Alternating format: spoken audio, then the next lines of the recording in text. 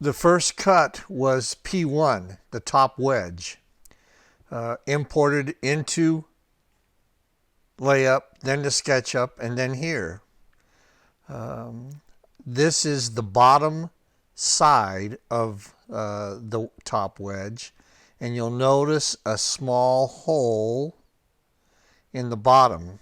It's not called for in the plans, but since I was using a CNC, I wanted to have the CNC put this hole so I knew exactly where to position the holder that holds this wedge to the slider. And it was just easier for me to do that than to do the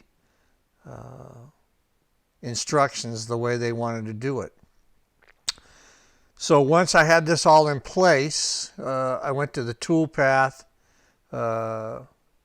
and we got it in place, the wedge, and we referred to this as a pocket, and then we cut it to make sure that it looked okay.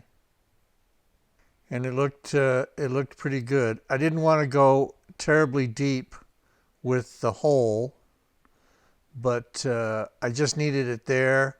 It's the exact right size for a socket screw, and when I place it in place, it's perfectly positioned. And then we went straight out to the CNC machine to cut it. Thanks for watching. See you next time.